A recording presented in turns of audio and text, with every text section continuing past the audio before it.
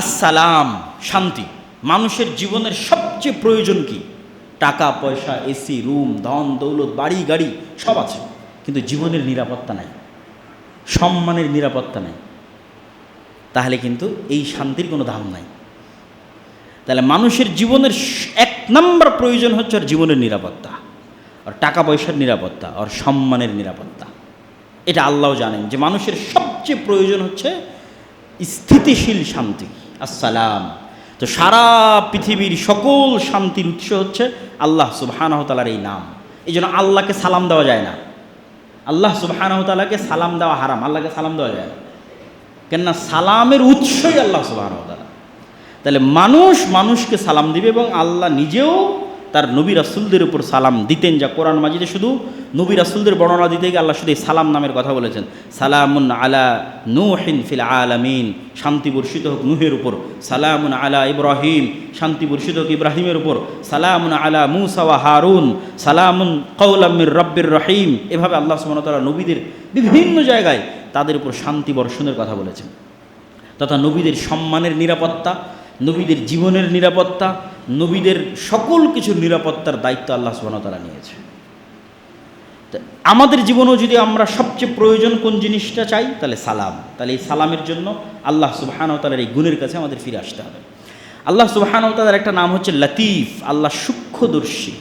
ইউসুফ আলাইহিস সালাতু ওয়াস সালামকে কুয়ায় নিক্ষেপ করা হলো, ফেরেশতা গিয়ে উদ্ধার করেনি। ইউসুফ আলাইহিস সালাতু ওয়াস সালামকে মিথ্যা অপবাদ দেওয়া হলো, জিবরাইল এসে বলল না যে ইউসুফ সত্যবাদী, না। ইউসুফ আলাইহিস সালাতু ওয়াস সালামকে জেলখানায় বন্দি করা হলো, ফেরেশতা এসে দেওয়াল ভাঙে ইউসুফকে বের করলো না। তাহলে আল্লাহ কোনো কিছু হুমজিক্যালি হঠাৎ করে ঘটান না, লতিফ, খুবই সূক্ষ্ম প্ল্যান আল্লাহ সুবহানাহু ওয়া তাআলার। মানুষ এই জন্য এখন মনে করবে এটা আমার জন্য অকল্যাণকর, কিন্তু আল্লাহ জানে এর পিছনে কি কল্যাণ আছে। তাৎক্ষণিক দৃষ্টিতে ইউসুফের কুয়ায় নিক্ষেপ হওয়া অকল্যাণকর, কষ্টদায়ক। তাৎক্ষণিক দৃষ্টিতে ইউসুফের উপর অপবাদ অকল্যাণকর, 7 বছরের জেল খাটা অকল্যাণকর, কিন্তু আল্লাহ জানেন এই প্রত্যেকটা ধীরে ধীরে কেটে যাবার, আমি এভাবে ইউসুফকে রাজত্ব দান করব মিশরের। এই জন্য এই আয়াত যখন কোরআনে ইউসুফ আলাইহিস সালাতু ওয়াস সালামের ঘটনা বর্ণনা করা হয়েছে, তখনও ইউসুফ আলাইহিস সালাতু ওয়াস সালাম যখন ছোটোবেলায় স্বপ্নে দেখলেন যে ইন্নী রাআইতু আহাদা আশারা কাওকাবা, হে আল্লাহ আমি দেখছি, হে আমার পিতা আমি দেখছি 11টা তারকা আমাকে সিজদা করছে।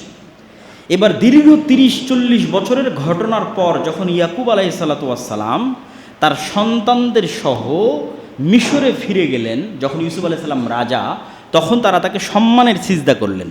তো এই সম্মানের সিজদার বর্ণনা করতে গিয়ে এবার ইউসুফ আলাইহিস সালাম বলছে কোরআনের বর্ণনা, ইয়া আবাতি হাযা তা'বীলুর রুইয়া, হে আমার পিতা, এটাই ওই যে ছোটোবেলা আমি স্বপ্ন দেখেছিলাম 11টা তারকা আমাকে সিজদা করবে, ওই স্বপ্নের তাবির।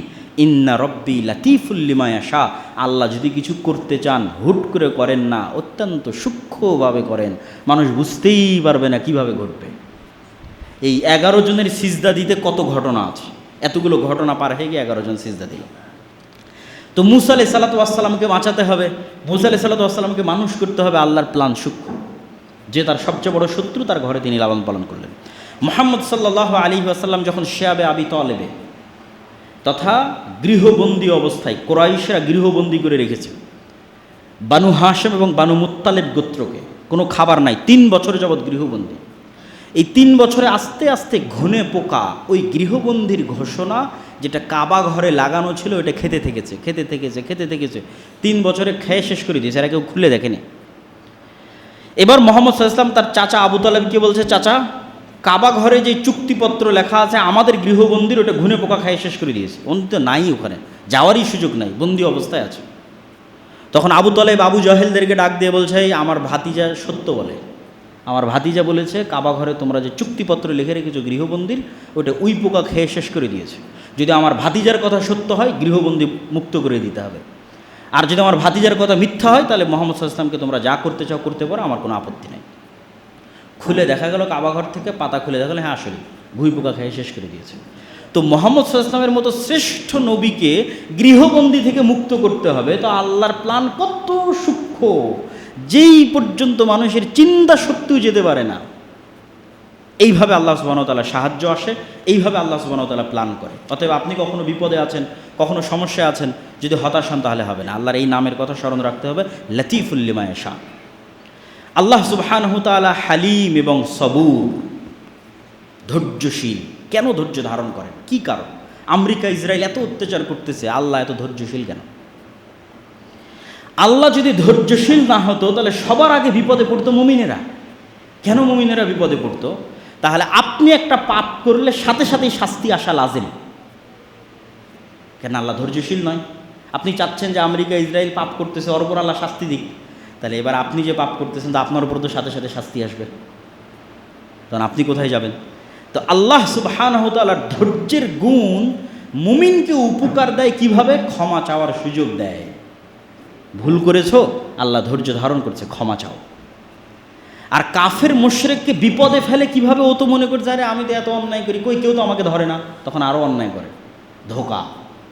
কিন্তু যখন আল্লাহ সুবহানাহু ওয়া তাআলা ধরবেন তখন ইন্না বাতশা রাব্বিকা লাশাদীদ, খুব শক্তভাবে ধরবেন। তাহলে আল্লাহ সুবহানাহু ওয়া তাআলার ধৈর্য আছে মানে আল্লাহ ছেড়ে দিচ্ছেন এটা কখনোই নয়, কিন্তু এর মধ্যে মুমিনদের উপকার আছে। এই জন্য রাসূল সাল্লাল্লাহু আলাইহি সাল্লাম একটা হাদিসে বলছেন, লাইসা আহাদুন আসবারা আলা আযান সামিআহু মিনাল্লাহ। আল্লাহ সুবহানাহু ওয়া তাআলার চাইতে আসমান এবং জমিনের মধ্যে কেউ ধৈর্যশীল নাই। ওয়ালাউ ইউআখিযুল্লাহুন নাসা বিজুলমিহিম, যদি আল্লাহ মানুষকে শাস্তি দিতে চাইতো মানুষের পাপের কারণে, সাথে সাথে মা তারাকা আলাইহা মিন দাব্বা, তাহলে পৃথিবীতে একটা প্রাণীও বেঁচে থাকতো না। তো সবার আগে আমরাই বিপদের মুখোমুখি হতাম। তাহলে আল্লাহ সুবহানাহু ওয়া তাআলার ধৈর্যের গুণ থাকাতে মুমিনদের লাভ আছে, আর কাফেরদের ক্ষতি কোথায়? এই জন্য ধৈর্যের গুণ সর্বশ্রেষ্ঠ। 5 জন নবী সকল নবীর উপর শ্রেষ্ঠত্বের আসনে গেছে শুধু একটা গুণে শ্রেষ্ঠ হওয়ার কারণে, সেটা ধৈর্য।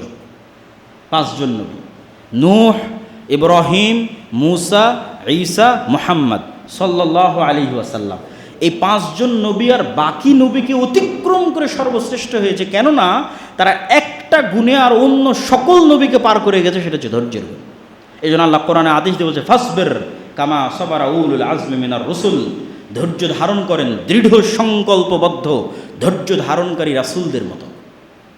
ধৈর্যের গুণ অতি মহৎ। আল্লাহ কোরআন মাজিদে সালাতের সাথে ধৈর্যকে যুক্ত করেছেন, তাকওয়ার সাথে, কৃতজ্ঞতার সাথে, সৎকর্মের সাথে। এমন কিছু নয় যার সাথে আল্লাহ সুবহানাহু ওয়া তাআলা যুক্ত করেননি। বিস্তারিত জুমার খুতবায় বলার সুযোগ পাচ্ছি না। ধৈর্য কয় জায়গায় বহিঃপ্রকাশ ঘটবে? 3 জায়গায়। সৎ আমলে ধৈর্য ধারণ, পাপ থেকে বিরত থাকতে ধৈর্য ধারণ, বিপদে আপদে ধৈর্য ধারণ। সৎ আমলে ধৈর্য কি? চিন্তা করলাম যে আজ থেকে 5 ওয়াক্ত সালাত আদায় করব, 2 দিন করে আর নাই, তাহলে কি নাই? ধৈর্য নাই।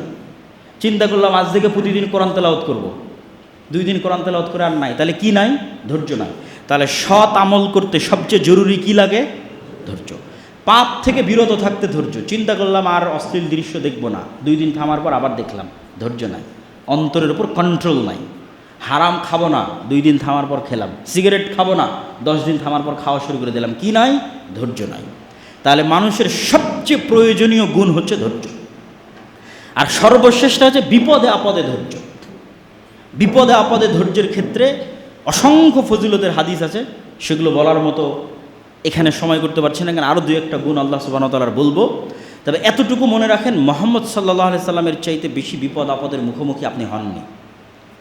একই সাথে আপনার বাপও মারা গেছে ছোটোবেলায়, আপনার মাও মারা গেছে ছোটোবেলায়, আপনার জীবদ্দশায় আপনার বউও মারা গেছে, আপনার জীবদ্দশায় আপনার সব ছেলে মেয়ে মারা গেছে, একটা মেয়ে বাদে। এই ঘটনা পৃথিবীর কারোর সাথে ঘটেনি।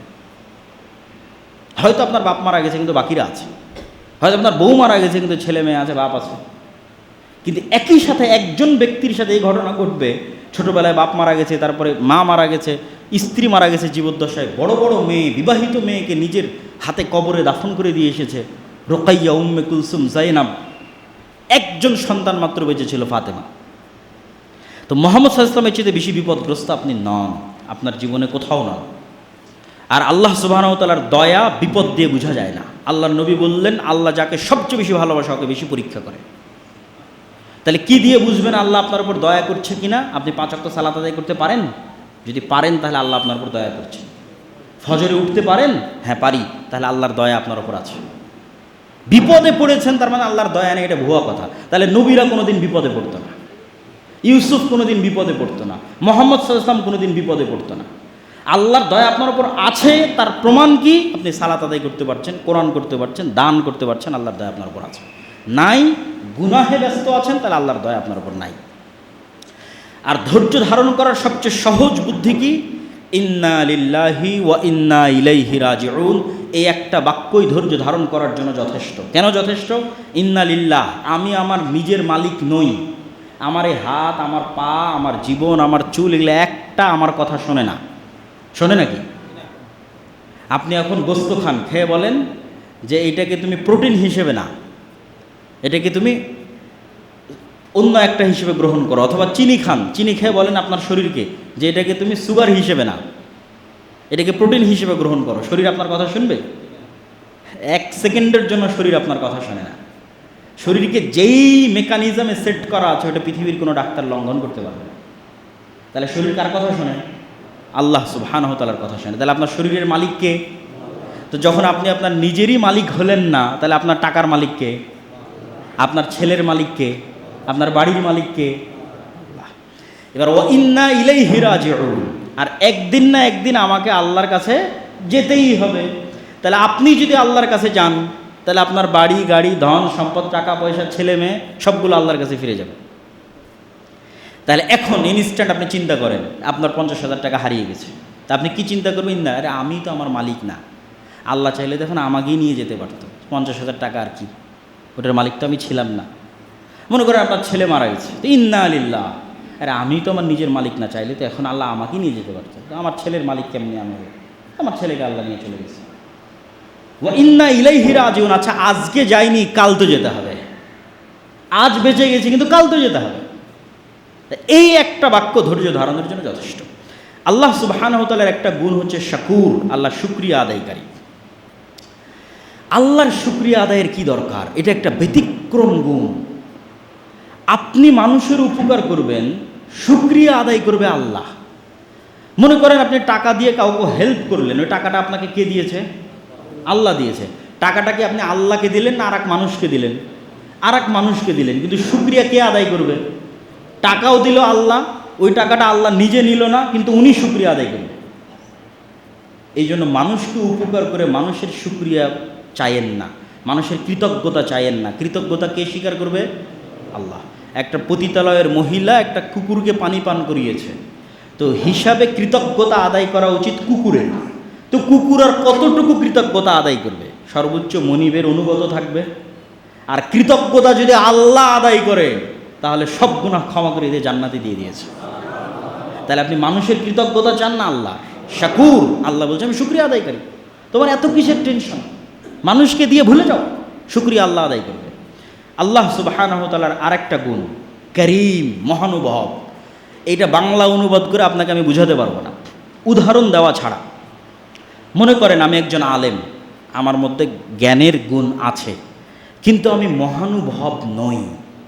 মনে করেন আমি দানবীর, দান করি, কিন্তু আমি মহানুভব নই। মনে করেন যে আমি অন্যের উপকার করি, পরোপকারী, কিন্তু আমি মহানুভব নই। তিনজন মানুষের নাম বললাম, একটা আমি দানবীর, আমি পরোপকারী, আমি জ্ঞানী, কিন্তু মহানুভব নই, করিম নই। কেমনে বুঝবেন করিম নই? আমি জ্ঞানী, অনেক জানি, কিন্তু আর এক আলেমের সাথে হিংসা করি, তাহলে আমি করিম নই, মহানুভব নই, হৃদয় প্রশস্ত নয়। আমি দানবীর, কোটি কোটি টাকা আছে, দান করতে পারি, কিন্তু দান করে খোটা দেই, আমি করিম নই। আল্লাহ করিম, মহানুভব, দেন, দিয়ে কোনোদিন খোটা দেন না। এই গুণ বুঝতে বছরকে বছর পার হয়ে যাবে যে করিম গুণ কি, কি এমন গুণ যার নাম করিম, কারামা, মহানুভবতা কি। আপনি আর এক মানুষের উপকার করেন, পরোপকারী, কিন্তু আপনার যদি কেউ ক্ষতি করে প্রতিশোধ না নিয়ে ছাড় দেন না। কিন্তু আল্লাহ করিম, মহানুভব। তো আল্লাহর নবীদের মধ্যেই গুণ ছিল। ইউসুফ আলাইহিস সালাতু ওয়াস সালাম করিম, করিম ইবনুল করিম।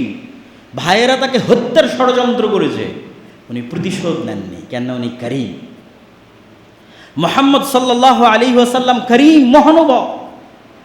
মক্কার মানুষ, তায়েফের মানুষ ওনার উপর কি জুলুম, কি নির্যাতন করেছে, উনি প্রতিশোধ নেননি, প্রতিশোধ চাননি, ধ্বংসের দোয়া করেননি, কেন? উনি করিম, ওনার হৃদয় প্রশস্ত, উনি করিম। এই জন্যই আবু সুফিয়ান ইসলাম গ্রহণ করতে পেরেছে, কেন আবু সুফিয়ানকে উনি কোনোদিন ব্যক্তিগত আক্রমণ করেননি।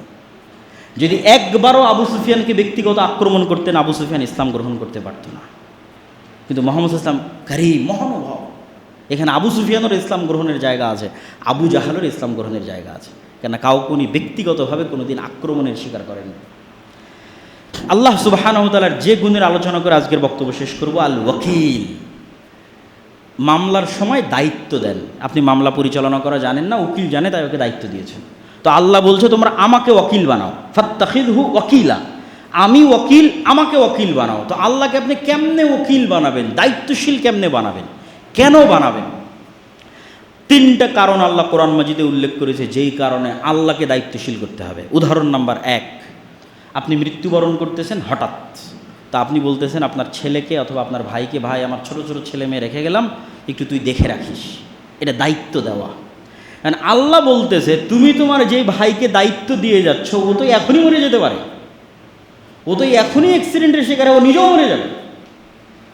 যাকে দায়িত্ব দিচ্ছ যে আমার ছেলে মেয়েদের দেখে রাখিস, তো আল্লাহ বলছে ওয়াতাওয়াক্কাল আলাল হাই আল্লাযী লা ইয়ামুত, দায়িত্ব যদি দেওয়ার দরকার হয় ওকে দাও যে কোনোদিন মারা যাবে না। আল্লাহু আকবার। আলাল হাই, আল্লাহকে দায়িত্ব দাও যে আল্লাহ আমার ছেলে মেয়ে অসহায়, অসুস্থ, দুর্বল রেখে গেলাম, তুমি দেখি। যাকে দায়িত্ব দেবে না তো মরে যাবে। 1 নম্বর কারণ কেন আল্লাহকে দায়িত্ব দিতে হবে। 2 নম্বর কারণ, মনে করেন বাংলাদেশের সকল ক্ষমতার মালিক আপনি, প্রধানমন্ত্রী, আপনারও কেন আল্লাহকে দায়িত্ব দেওয়ার প্রয়োজন হতে পারে? আপনি যদি আমেরিকা যান, ইউরোপ যান, বাংলাদেশের সরকারের উচ্চ পর্যায়ে আপনার যোগাযোগ আছে, কিন্তু আমেরিকাতে রাস্তার কুকুরের সমান মর্যাদা নেই। মানে বাংলাদেশে কোনো সমস্যা হলে আপনি ট্যাকেল দিতে পারবেন, কিন্তু আমেরিকায় পারবেন না। এবার আল্লাহ সুবহানাহু ওয়া তাআলা বলছে রব্বুল মাশরিক ওয়াল মাগরিব লা ইলাহা ইল্লাহু ফাত্তাখিযহু ওয়াকিলা। পৃথিবীর সবই যেহেতু আল্লাহ সুবহানাহু ওয়া তাআলার কন্ট্রোলে, আমেরিকায় থাকো আর বাংলাদেশে থাকো, আল্লাহর রাজত্বের বাইরে নয়, তাহলে দায়িত্ব আগে কাকে দাও? আল্লাহকে। উনি সমানভাবে তোমাকে বাংলাদেশে যতটুকু সহযোগিতা করতে পারবে, আমেরিকার মাটিতেও অতটুকুই সহযোগিতা করার একমাত্র ক্ষমতাধর আল্লাহ। তাহলে সমানভাবে কাকে দায়িত্ব? আল্লাহকে। ওয়ালিল্লাহি মা ফিস সামাওয়াতি ওয়া মা ফিল আরদ ওয়া কাফা বিল্লাহি ওয়াকিলা, দায়িত্বশীল হিসেবে আল্লাহ যথেষ্ট। 3 নাম্বার, মনে করেন যে আপনি এখন আমেরিকারই প্রেসিডেন্ট, মানে শক্তির দিক থেকে বিবেচনা করে বলতেছে আর কি, 3 নাম্বার উদাহরণ দেওয়ার জন্য। এখন আপনি যদি কোনো মরুভূমিতে থাকেন, কোনো সমুদ্রের জাহাজে থাকেন, আকাশে উড়োজাহাজের উপরে থাকেন, এবং কোথাও কোনো ত্রুটি দেখা দেয়, মোবাইলে চার্জ না থাকে, নেটওয়ার্ক না থাকে, ওয়াইফাই না থাকে, কোথায় যোগাযোগ করবেন আর কোথায় ফোন দেবেন? কে শুনবে আপনার কথা? কে বাঁচাবে আপনাকে? আল্লাহ বলছেন ওয়াতাওয়াক্কাল আলাল্লাহ ইন্নাহু হুয়াস সামিউল আলিম। মরুভূমিতে থাকো আর আমাজন জঙ্গলে থাকো আর সমুদ্রের অতল গহ্বরে থাকো আর উড়োজাহাজে থাকো, সব জায়গায় আল্লাহর সাথে যোগাযোগ করার জন্য মোবাইল, নেটওয়ার্ক কিচ্ছু লাগবে না। সামিউল আলিম, সর্বাবস্থায় তিনি শুনেন এবং দেখেন। অতএব সবার আগে যদি দায়িত্ব দেওয়ার দরকার হয়, কাকে দায়িত্ব দাও? আল্লাহকে দায়িত্ব দাও। এই জন্য আল্লাহ আল ওয়াকিল, দায়িত্ব পালনে সবচেয়ে ক্ষমতাশীল। আল্লাহ সুবহানাহু ওয়া তাআলার আরও গুণ আছে, আজকে এই কয়েকটা গুণের আমরা আলোচনা করলাম। আল্লাহর পথে যাত্রা এই বই থেকে আল্লাহ সুবহানাহু ওয়া তাআলা আমাদের এই গুণগুলো বুঝার, মানার এবং আমল করার তৌফিক দান করুক। আল্লাহুম্মা আমিন। কাইয়ুম না হতো, আসমান আসমানের জায়গায় থাকতো না যদি আল্লাহ কাইয়ুম না হতো, পৃথিবী পৃথিবীর জায়গায় থাকতো না, ভেঙে টুকরো টুকরো হয়ে যদি আল্লাহ কাইয়ুম না হতো। শূন্যে পৃথিবীকে স্থির রেখেছে, ঘুরতেছে, সব কাইয়ুম টিকে আছে। আল্লাহ কাইয়ুম, এই জন্য আল হাইয়ুল কাইয়ুম, চিরঞ্জীব, চিরস্থায়ী। এই জন্য আল্লাহ সুবহানাহু ওয়া তাআলা কোরআন মাজিদে বলছেন কুল্লু শাইইন হালিক ইল্লা ওয়াজহা, সারা পৃথিবীর সব কিছু ধ্বংস হয়ে যাবে, এমনকি আরশ বহনকারী ফেরেশতারাও মৃত্যুবরণ করবে, জিবরাইলও মৃত্যুবরণ করবে, মালাকুল মউত যে মানুষের জীবন কবজ করে সেও মৃত্যুবরণ করবে। শুধু বেঁচে থাকবে কে? কাইয়ুমকে, হাইকে, আল হাইয়ুল কাইয়ুম, চিরঞ্জীব, চিরস্থায়ী, শুধু তিনি থাকবেন। আল্লাহ সুবহানাহু ওয়া তাআলার দ্বিতীয় আর একটা নাম, যেটারও ইসমে আজম হওয়ার সম্ভাবনা আছে, সেটা হচ্ছে আস-সামাদ। এই নামটা পবিত্র কোরআনে আর কোথাও ব্যবহার হয়নি, শুধু সূরা ইখলাসে ব্যবহার হয়েছে। এবং ধারণা করা হয় যে শুধু এই নামটার কারণে, আস-সামাদ এই নামটার কারণে সূরা ইখলাসের এত ফজিলত। তো আস-সামাদ এই নামটা আল্লাহর যত নাম আছে সব নামের মধ্যে উচ্চারণে বেশি ভাব গাম্ভীর্যপূর্ণ। সব নামের চেয়ে কেউ যদি বিশুদ্ধভাবে আরবি উচ্চারণ করতে পারে, তাহলে আস-সামাদ এই নামটা উচ্চারণে বেশি ভাব গাম্ভীর্যপূর্ণ, বেশি শক্ত, বেশি প্রভাবশালী। তো সামাদ নামের অর্থ কী? সামাদ নামের হুবহু অনুবাদ বাংলা ইংরেজিতে করা সম্ভব নয় ব্যাখ্যা ছাড়া। যে একটা শব্দ দিয়ে আমি অনুবাদ করে দিলাম রহমানের মতো দয়ালু, এইভাবে অনুবাদ হয় না আস-সামাদ নামের। এর ব্যাখ্যা লাগবে।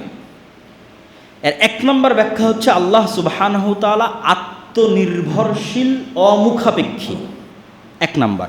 দুই নাম্বার, সাথে সাথে সারা পৃথিবীর সকল কিছু একে অপরের তো মুখাপেক্ষী অবশ্যই, তার পাশাপাশি তারা আল্লাহর উপর নির্ভরশীল।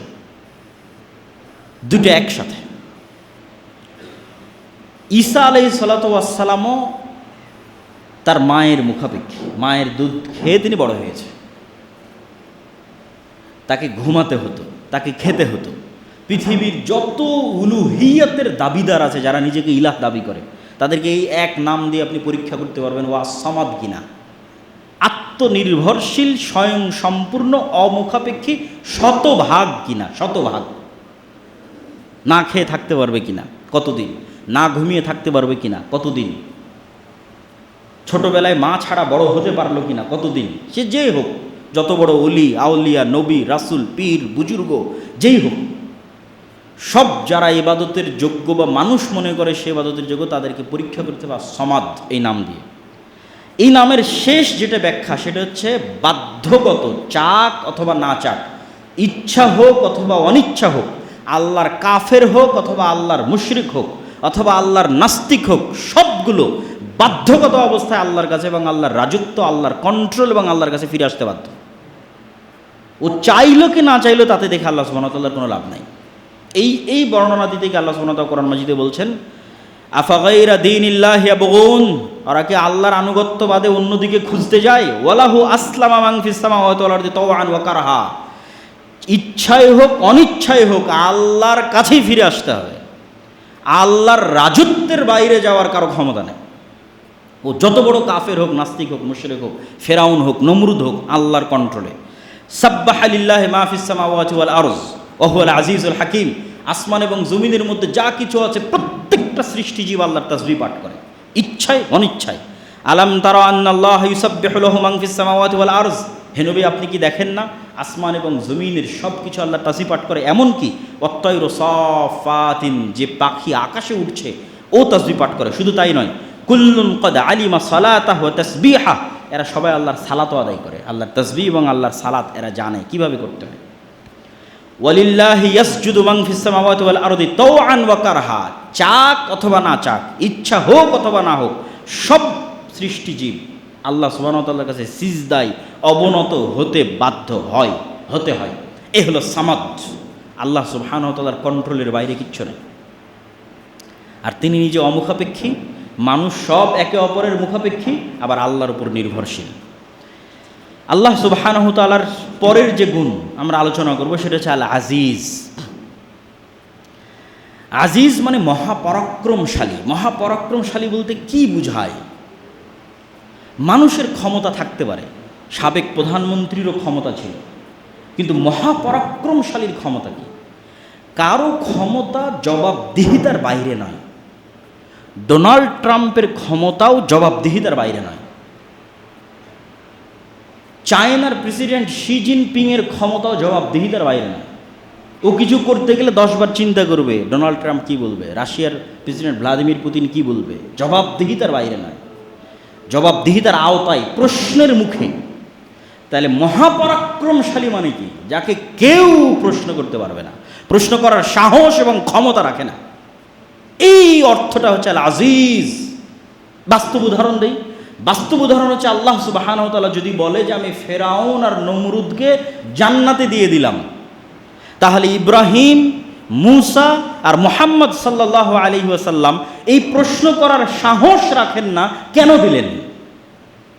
আল আজিজ, মহাপরাক্রমশালী।